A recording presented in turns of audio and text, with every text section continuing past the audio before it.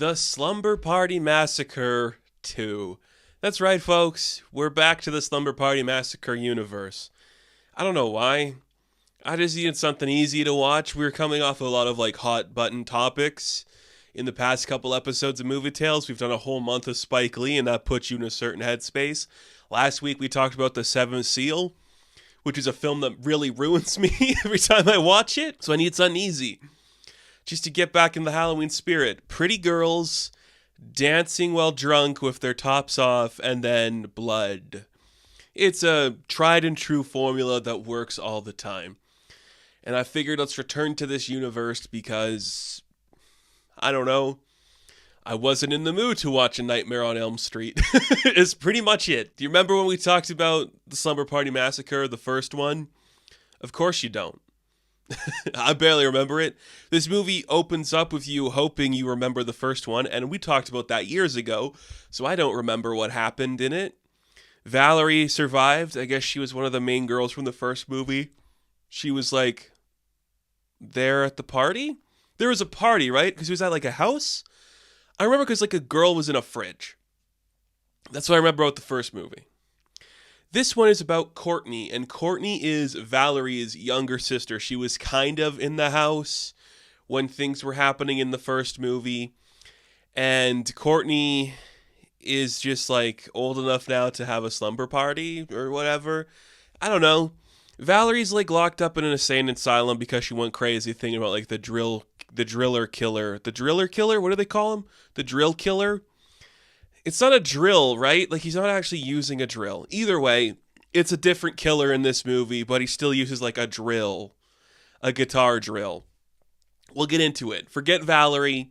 This is about Courtney. She's in a band with her best friends. Let's see if I remember their names. Sheila, Sally, and Kate? Are those the names? Look, it's three other blondes, and then Courtney has brunette hair. We watch them play music three separate times in this movie, and each time a guy shows up and is hey, this is pretty groovy. It's cool, I guess. I mean, it looks pretty interesting, I gotta say. I'm not disappointed with how the colors look. It looks like an 80s movie.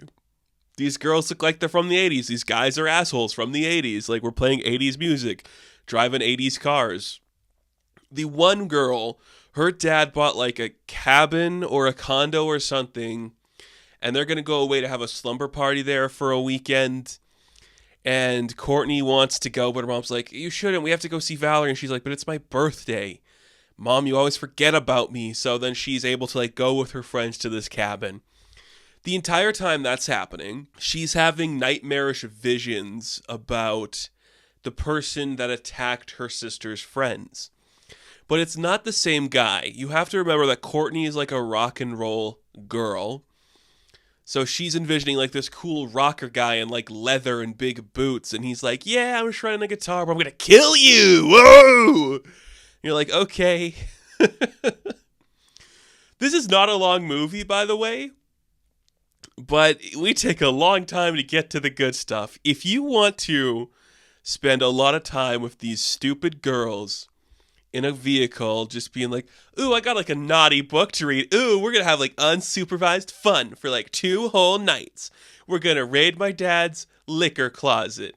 And we're going to jump around and dance with our shirts off. And, okay, I know what I'm in for. I'm not against what this movie's saying or propping up to me.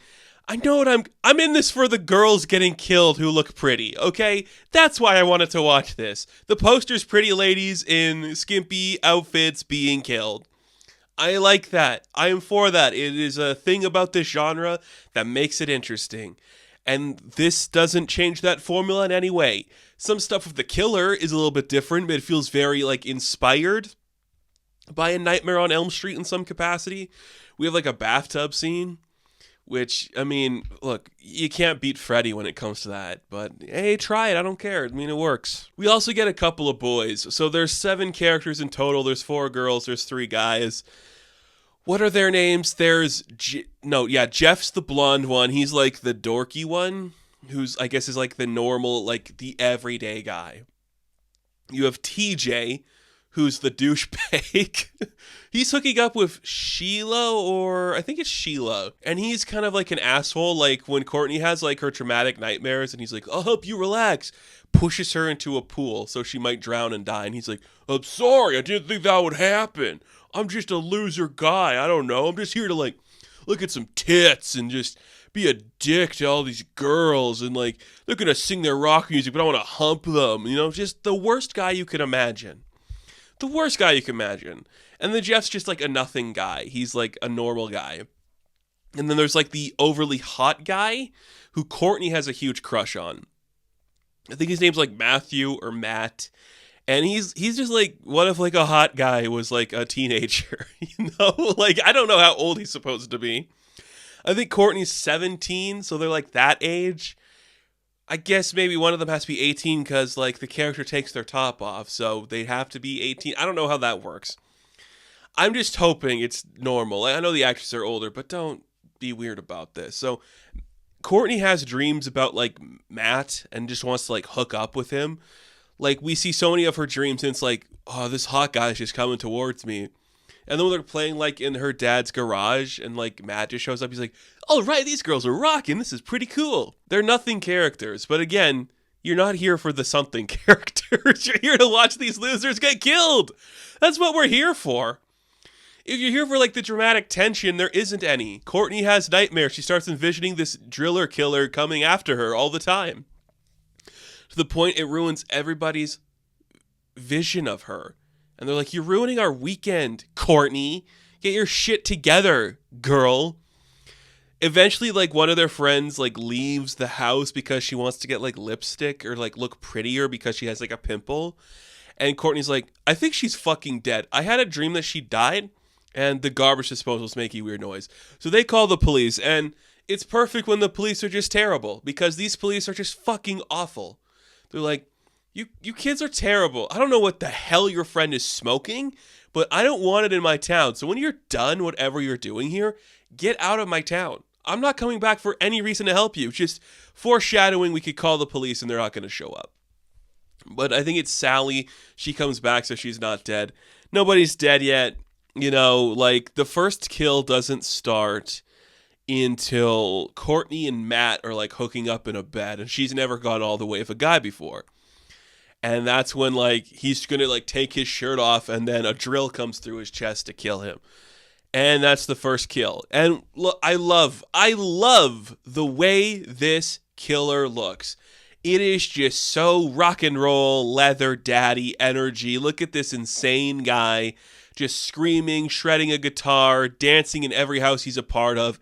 Is he real or is he like a part of like Courtney's psychosis that's like come to like control her to kill her friends? It's a mess. It's awesome. He looks awesome. He's so cool. He's way more iconic in my opinion than the killer from the first movie, who I think is just like an old janitor of a drill or something. So Matt dies and then we kill the other kids. You know, some of them are like brutal, but it's mainly just stabbing people with a drill. And most of them are in the house. Like, we kill, like, I think, like, 5 of them in the house. And it's, like, Courtney and Kate who have to, like, run down to, like, an abandoned building. What? They just, like, no, because Jeff gets in the car, too. And then the killer's in the car. And then, yeah, that's what happens, right? So then, like, Jeff gets killed in the car. So Courtney and Kate have to get out of the car to run away. They go to, like, an abandoned building. We have some great tracking shots where the camera's just following them running. Again, kind of like Sam Raimi-inspired energy going on there, too. It's very cool. I kind of dig it. You know, it looks good for the most part. It is stupid as fuck, but what do you expect? What are you going into the second Slumber Party Massacre expecting? Genius? We're just doing the same formula over and over again. We want the assholes to die. They're going to die. We want the cool girl to survive. She's going to survive. Turns out maybe everything going on was like a part of her like instability. And she like wakes up from a dream thinking that none of that actually happened. And well, look, Courtney's the only one to survive. That should be apparent. And then she wakes up from the dream thinking it was just a dream. She's in bed with Matt. Oh no, it's not. It's the killer. She wakes up again. She's in an insane asylum. She went crazy just like her sister. Family's broken. Hooray. It's weird. It's very weird. But I kind of respect it. Like, we're playing some cool 80s music. These people are cute and hot, and they're going to dance around. Everyone's going to have a good time. And this woman's just going to be breaking mentally. And, you know, there's something fun in there. It works for this formula. This movie doesn't change the formula. It gets the message across exactly well. Don't go away with your friends to their dad's cabin to, like, take your top off and drink liquor while boys come and sneak a look at you and then throw you into a water pool or whatever. It's, I don't know. I needed something light. I didn't have a bad time with this movie. I just was like, hey, cool. Look at these hotties dying. Sometimes that's all you need. Sometimes that's the only thing you need from a film, and when it can deliver on that action alone, there's nothing wrong with that. So Courtney went crazy just like her sister. The mom seems very indifferent to everything going on, and this time around, the killer is like a rock and roll cool guy. I don't know if he's supposed to be an homage to like a real singer or something. He's kind of got like a greaser aesthetic with like David Bowie, I guess. I don't know. It's fun. It's fun. It's the second Slumber Party Massacre. Slumber Party Massacre 2. Does it top the original? If you ask me, it's a little more interesting just in like what it's doing, but I mean, it's not great.